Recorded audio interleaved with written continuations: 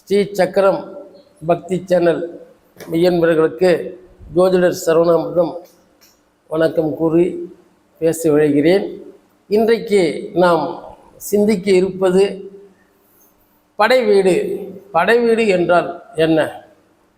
படைவீடு என்றால் படைகளும் சேனைகளும் சேனாதிபதிகளும் தங்கி இருக்கின்ற ஒரு இடத்திற்கு படைவீடு என்று குறிப்பிடுவார்கள்.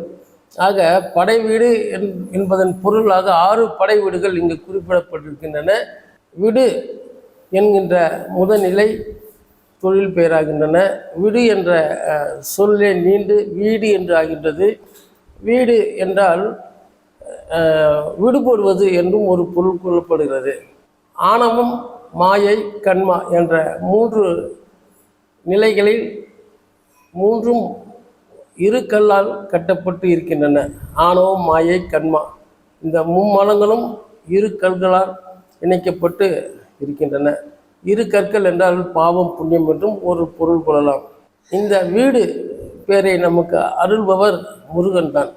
இந்த முருகப்பெருமானே 6 தத்துவங்களிலிருந்து சிவபெருமானின் நெற்றிக்கண்ணிலிருந்து வாமதேவம், தத்புருஷம் இது போன்ற 6 தத்துவங்களிலிருந்து முருகப்பெருமான் உதிக்கின்றார்கள். இந்த முருகப்பெருமான் இங்கே வந்திருக்கின்ற நிலையில் இங்கும் மனிதனுக்கு 6 நிலைகள் இருக்கிறது. அந்த 6 நிலைகள் என்னவென்றால் மூலாதாரம், சுவாதிஷ்டானம், மணிப்புரகம், அநாகதம், விசுத்தி, ஆங்கை. இந்த 6 ஆதாரங்களைத்தான் இங்கு குறிப்பிட இருக்கிறார்கள். நம் உடம்பில் அந்த 6 ஆதாரங்கள் இருக்கின்றன. மூலாதாரம், சுவாதிஷ்டானம், மணிப்புரகம், அநாதகம், விசுத்தி, ஆங்கை. வீடு பேறு நிலைகளை நமக்கு தருகின்றவர்கள் முருகப்பெருமான். அந்த முருகப்பெருமானுக்கு 6 படைவீடுகள் இருப்பது போன்று மனிதனுக்கும் அகம் புறம் 2 இருக்கிறது. அந்த அகமும் புறமும் எப்படி இருக்கிறது என்றால் மதம், ஆச்சரியம், காமம், குரோதம், லோபம் இதெல்லாம் சூழ்ந்து இருக்கின்ற காரணத்தால் அந்த நிலைகளிலிருந்து மனிதன் விடுபட வேண்டுமென்றால், ஜீவாத்மாக்கள் விடுபட வேண்டுமென்றால் 6 படை வீடுகளில் சென்று நாம் அனுகிரகம் பெற வேண்டும், வணங்க வேண்டும். அதில் மூலாதாரம், சுவாதிஷ்டானம், மணிப்புரகம், அநாகதம் இந்த நிலைகளை இங்கே குறிக்கின்றது. அகப்பகை, புறப்பகை என்ற 2 பகைகளையும் வெல்லக்கூடிய சக்தியை பெற்றவர் முருகப்பெருமான். அந்த 2ஐயும் வெல்லக்கூடிய ஆற்றல் முருகப்பெருமானிடம் இருக்கின்ற காரணத்தினால் முருகா என்று நாம் கூறினால் கூட நம்மை ஆட்கொள்ளக்கூடிய சக்தி முருகப்பெருமானுக்கு இருக்கின்றது. மூலாதாரமாக திருப்பரங்குன்றத்தை குறிக்கப்படுகிறது. அதே போன்று சுவாதிஷ்டானத்தை திருச்செந்தூர் என்று கூறப்படுகிறது. மேலும் மணிப்பூரகம் பழனிமலை கூறப்படுகிறது. மேலும் அநாகதம் சுவாமிமலை சொல்லி கூறப்படுகிறது. மேலும் விசுத்தி திருத்தணி, அதே போன்று ஆங்கை பழமுதிர்ச்சோலை, தெய்வயானியை மணந்த திருக்கோலம் திருப்பரங்குன்றம். ஆக அங்கு இறைவன் முருகப்பெருமான் தெய்வயானியோடு முருக பக்தர்களுக்கு கருணை பொழிந்து ஆறுதல் அளித்து கொண்டு இருக்கிறார்கள். அடுத்தபடியாக சிந்தையில் எங்கும் அலைகள் வந்து சென்று கொண்டிருப்பது போன்று திருச்செந்தூரில் அந்த கடல் ஓரத்தில் முருகப்பெருமான் இருக்கின்ற காரணத்தினால் அங்கு சூரசம்ஹாரம் நடந்த இடம் திருச்செந்தூர். அங்கே பல பாவங்களுக்கு விமோசனமாகவும் இருக்கின்றது, கருதப்படுகிறது. குருஸ்தலமாகவும் திருச்செந்தூர் கருதப்படுகிறது.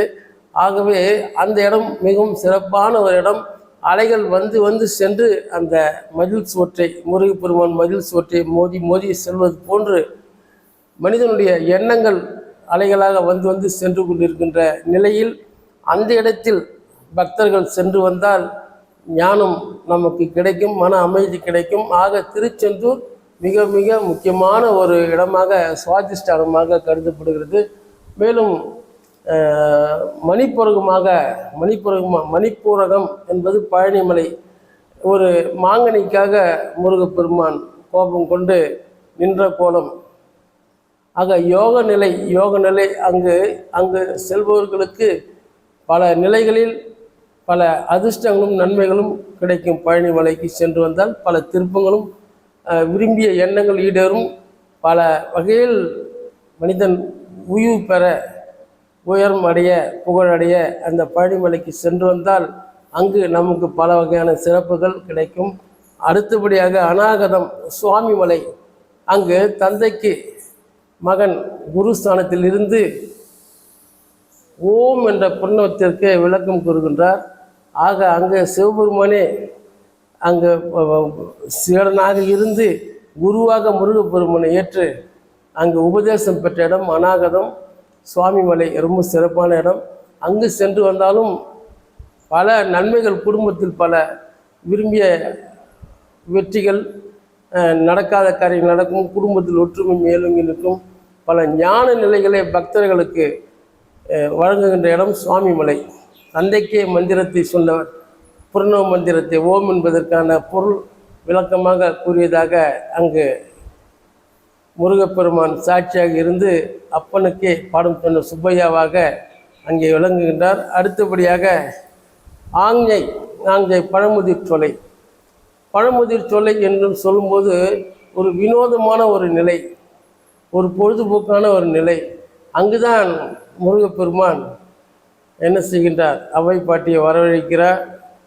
இளைப்பாறும் பொழுது உங்களுக்கு பணம் வேண்டுமா என்று கேட்கிறார். அதெல்லாம் உங்களுக்கு தெரிந்திருக்கும். இருந்தாலும் சிறிய நினைவூட்டலாக இங்கு கூறப்படுகிறது. ஒரு வினோதமான ஒரு பொழுதுபோக்காக இருக்கின்ற ஒரு நிலை. அங்குதான் சுட்ட பழம் வேண்டுமா சுடாத பழம் வேண்டுமா என்று பழமுதிர் சோலையில் வினோதமான ஒரு நிலை. ஆக அங்கு அப்படி நடந்தது. அதன் பிறகு பார்த்தீர்கள் என்றால் குன்றுதோடு ஆடல், மலையும் மலையை சார்ந்த இடமும் என்று கூறப்படுகின்ற இடமாக திருத்தணி விளங்குகின்றது. அந்த திருத்தணியில் வள்ளி தெய்வானை முருகப்பெருமானோடு காட்சி அளிக்கிறார்கள். அங்கு மலைக்கோயில் முருகன் வருகின்ற பக்தர்களுக்கு இதமாகவும் பதமாகவும் பல அற்புதங்களை நிகழ்த்தி காட்டி கொண்டிருக்கிறார். ஆக இந்த 6 இடங்களிலும் நாம் சென்று வந்தால் இன்னும் சிறப்பாக இருக்கலாம். இதைத்தான் மூலாதாரமாக திருப்பரங்குன்றம், சுவாதிஷ்டானமாக திருச்செந்தூர், மணிப்புரகமாக பழனிமலை, அநாகதமாக சுவாமி மலை, விசுத்தி திருத்தணி, ஆஞ்சை பழமுதிர் சோலை வினோதமான ஒரு இடம். இது குறித்து கந்தர் அனுபூதியில் ஒரு சிறப்பான ஒரு பாடல், அருணிநாத சுவாமிகள் அருளிய அந்த திருப்பாடல், உல்லாச நிராகுல யோக வித சல்லாப வினோதனும் நீயலையோ எல்லாம் மறை என்னை இழந்த நலம் சொல்லாய் முருகா சுரபூபதியே என்று அந்த பாடல் அமைந்து இருக்கின்றது. இந்த 6 படைவீடுகளையும் இந்த இடத்தில் அங்கே குறித்து சுவாமிகள் அருணிநாத சுவாமிகள் வழங்கியிருக்கிறார்கள். மேலும் தொடர்ந்து ஸ்ரீ சக்கரம் பக்தி நேயர்கள் எங்களுக்கு ஆதரவு அளித்து வருவது குறித்து மெய்சிலிர்த்து மகிழ்ச்சியை வெளிப்படுத்துகிறது. தொடர்ந்து உங்கள் ஆதரவு எங்களுக்கு வழங்க வேண்டுமாய் விரும்பி வேண்டி கேட்டுக்கொள்கிறேன். இதில் கூறப்படுகின்ற கருத்துக்கள் சொற்குற்றம் பொருள் குற்றம் இருந்தாலும் உள்ளார்ந்த அந்த கருத்தை உள்வாங்கி நீங்கள் எங்களுக்கு தொடர்ந்து ஆதரவு அளித்து வருவது குறித்து மிகுந்த மகிழ்ச்சி. இன்னும் ஒரு பிரிதொரு சந்தர்ப்பத்தில் உங்களோடு சந்தித்து உரையாடுகிறேன். ஜோதிடர் சரவணாமிர்தம் ஸ்ரீ சக்கரம் பக்தி சேனல் மெய்யன்பர்களுக்கு மீண்டும் வணக்கம் கூறி என் உரைக்கு ஒரு முற்றுப்புள்ளி வைக்கிறேன். நன்றி, வணக்கம்.